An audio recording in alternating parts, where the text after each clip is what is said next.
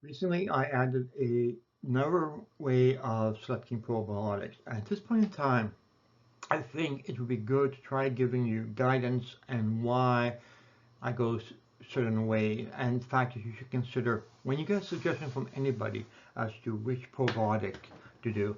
I tend to be a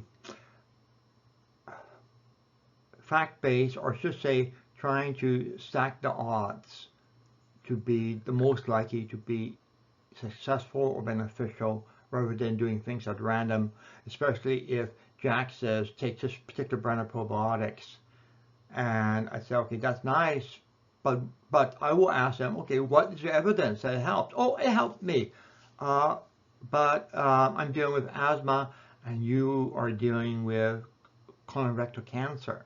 Um, there's a disconnect there. So I wanted to take through it, the different paths, explain each one a little bit, and then do a summary at the end. Okay, these are the main ways which I see probiotics being suggested to people. The first one is very common, especially with naturopaths, also with some MDs. I usually use, and then blah, blah, blah, blah. They have a probiotic or a small group of them which they will suggest you use. This is the first probiotic of choice for them. Second is your diagnosis is X, and you end up finding out there are studies for X that report good results with a particular probiotic. Hey, that's good. But what if your diagnosis isn't a nice clean X? Then we have issues. You do a microbiome test, and this set of bacteria is shifted, and therefore, using studies, you want to find out which probiotics from promo studies will correct these shifts. Sounds extremely reasonable, and in fact, that is roughly where I started from. My number one way of doing it. So, hey, it's there. It's a reasonable way. Then we go on into trying to improve it. One is your metabolites or the enzymes balance, which comes from the bacteria or off. And what we want to do is we want to take a probiotic which will correct the metabolic enzymes.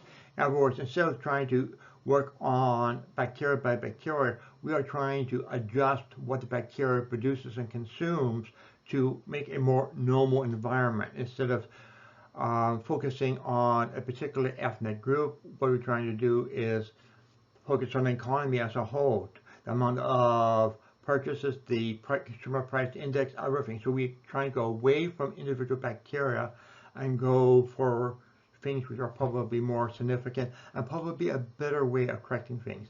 The last one is bacteria shifted, and then we are going to use associations from healthy individuals which are likely to help with correcting shifts. This is the recent work which I had done thanks to Precision Biome in the EU, who provided me with a beautiful sample set to work from, which suddenly make it possible. So it's sort of a new thing, and once I had that, then my mind got working, trying to come up with how can we use this to better make better probiotic suggestions. Okay, let's look at the first one. I usually use MD, and this has an underlying that one particular probiotic mixture is a cure-all. Cure-alls are sort of, I won't even say, they are last millennium approach. I mean, they are very good if you're living in the 1930s. We are in the 2020s. That's a little bit of an old thing, but it's easy for them to do, and they have stuff, want stuff to do, and generally they know better than to do it, because often MDs and naturopaths question is to satisfy the patient. They have no idea which one to do it, so they're going to toss a probiotic at the patient, and that generally will placate patients. Sometimes they work by a placebo effect. They don't actually work, but because the person is taking a probiotic, they feel that it's working. Then we had another case where some practitioner they sell it. And then immediately it's this great big shouting, there's a conflict of interest here. If they're selling it, they could recommend what gives their practice extra profit. And I've seen that in, particularly in naturopaths.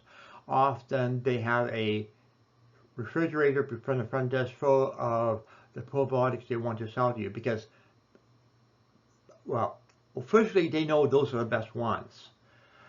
In reality, they're being probably propagandized by the vendors that they are the best ones, and they're also very profitable for them. Often the same probiotics buying from different sources will be 20, 30, 40, even 50% cheaper. So there is a major conflict of interest there. Their approach is basically a cookbook with very, very few recipes in it. Yeah, it's a bland diet. What my humble opinion is, this type of probiotic suggestions are the least likely to be effective. They could be effective, but the odds are they're going to be less effective, except perhaps on your bank account, than the other approaches I'm about to discuss. So, method number one, the very much old school, don't know better, and this is what you get. The next one is a lot sweeter. It's your diagnosis is X, and the studies report that sulfate with X improves it. They can go over to U.S. National Library of Medicine. Generally, what you'll find is you find lots of studies using a specific strain. You go and you try finding that strain, and you discover it is not for sale retail anywhere. You can occasionally buy it for quote research purposes only at $200 or $500 in a small quantity direct from a pharmaceutical provider, which not exactly the much economical, and generally there's a big disclaimer not for and not for anything except research use, which means you are probably lying in terms of the sale. So it's nothing. So problem is the strain being used is often not available.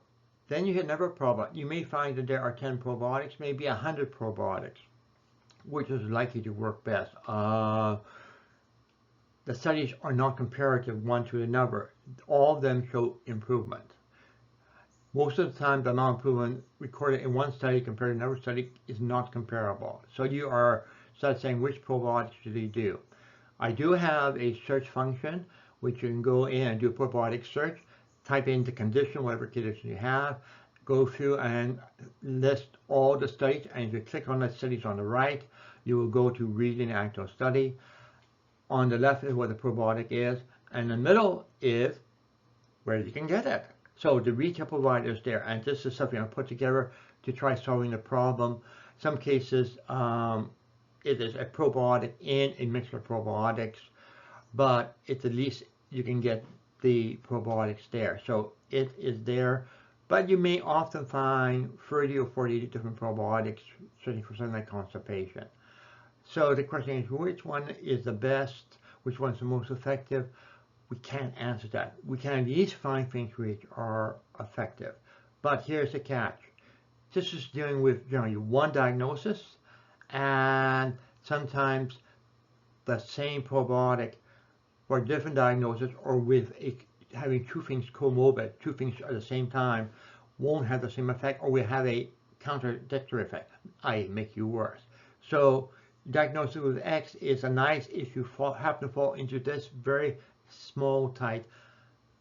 This is my diagnosis. It's the official diagnosis. The MD says that he has done the appropriate test to confirm it, and there. If the physician says, I think I haven't done confirmatory tests, you are treading on thin ground, or actually more correctly, thin ice. Okay, you go the next route. You go and get a microbiome test. Right now my favorite is BiomeSite, mainly because I have more samples for them. I'm a statistician. Having more samples means I can get more accurate data coming out.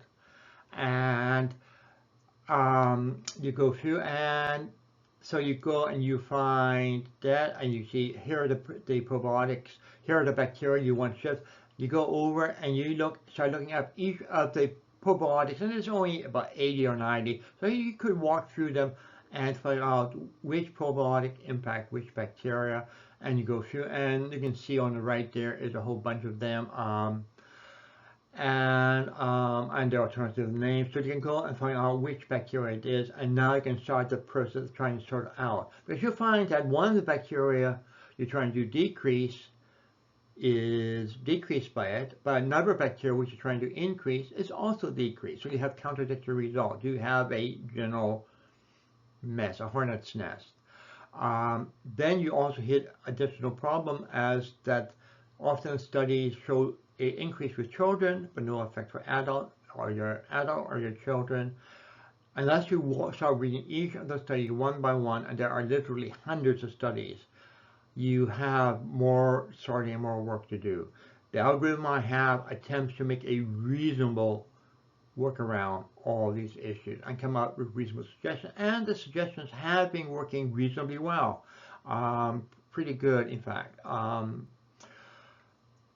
But another problem is, or a study done on sick people. Often they are studied on sick people. We don't know if they will work for healthy people. We don't know what the effect on healthy people is. So we have a problem.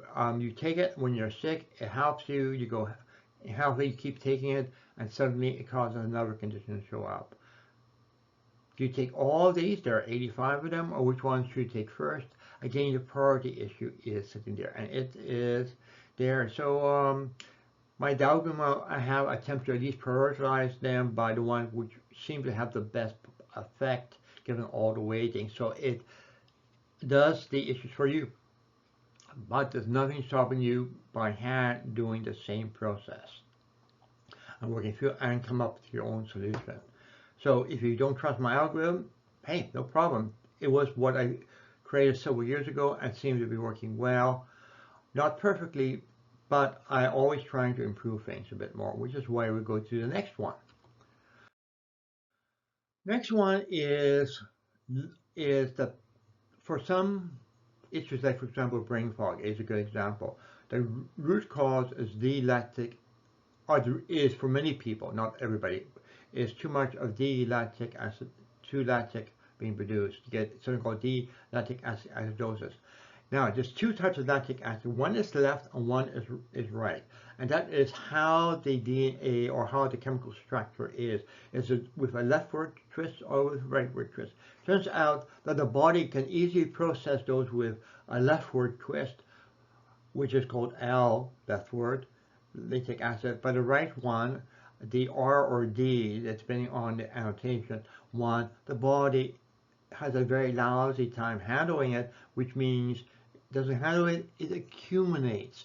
And when you get too much D-lactic acidosis, too much D-lactic acid, it starts impacting the whole mechanism. So this is caused not by one bacteria, but by many. So hence, wait a minute, you want to take a look and see if you have too many bacteria producing D-lactic acidosis, methane, or any other, and each one of the cases there are dozens of bacteria which could be producing it. Going and trying to find out which metabolites or enzymes are off and then correcting them is another approach. So what we do is we calculate where you are, and then we look at which probiotics will counteract the too high metabolites or too low metabolites. And what you're doing is you're not trying to correct one thing, like too much methane being produced, too much sulfur dioxide being produced. You're trying to correct the whole thing rather than trying to do a sniper and just shoot and knock out one bacteria or one metabolite. You're trying to actually fix the whole metabolite instead of fixing one issue. So it is, in my opinion, probably be a superior way than people who focus on, for example, soluble metabolites. You want to look at the whole picture, and this is probably the better way to do it. Here, we do hit the true problem. The estimates, if you're not doing it by actual direct measurements, assumes that every gene is turned on, and that is a big assumption. It's unlikely to be true, but since without the testing being done with a very expensive testing methodology, you don't know what the actual metabolite production rates are. The estimate gives us something to work with. It is working with what we have at a reasonable cost. Now, using this percent, every probiotic species we have data on, so we can estimate it. And we also have many specific strains also we have data on. So we can do the same thing. So we can estimate what the particular probiotic will do, what it will, which metabolites it will produce, which metabolite will consume, and we're going to attempt to balance the whole picture by doing that one. And we also have the advantage that we can identify things which basically duplicate the same action. Oh, wait a minute.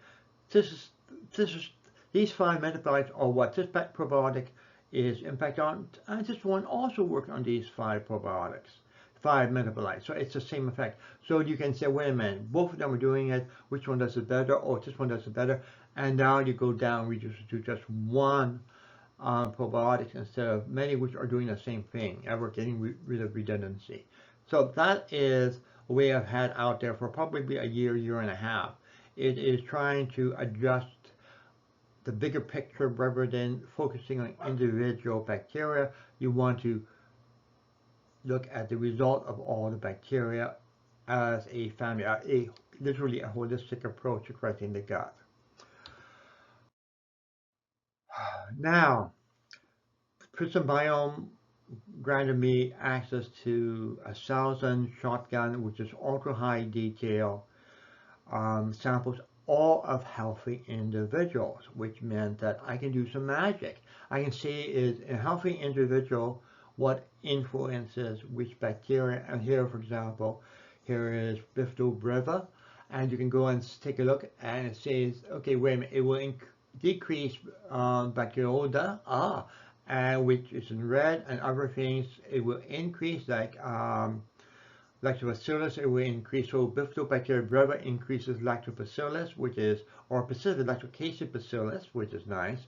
And which one? So I have a color chart of the 60 things that has the biggest influence on, which is nice. But sometimes what you're looking for isn't in the top 60. It may not be on the chart. And besides, you want to be able to search easier. So when you take a look at the suggestion page being generated, you can go in and sort it differently. For example, here I just showed all the genesis. And you can see all the genesis which are influenced by this particular probiotic. Many of these you will not find a single published study saying that it causes effect on them. Like, for example, Leyell, L-E-Y-E-L-L there, you will not find any study on PubMed Bifidobacterium influencing that one. In other words, we are finding relationships that are literally not currently known. Somebody should do a study on it, and they probably will. If you have a large enough sample size, we'll find it, and we'll probably find exactly what we find here. Now, what we have is we have influence, which is R squared, which is how much it influences, as in what percentage. Like 14 means 14% of what affects this particular thing can be ascribed to this particular probiotic species. And we can see it's negative, so it will cause this particular one to go down. We don't know how much go down, but we do know the direction, and we know how much of an influence it is.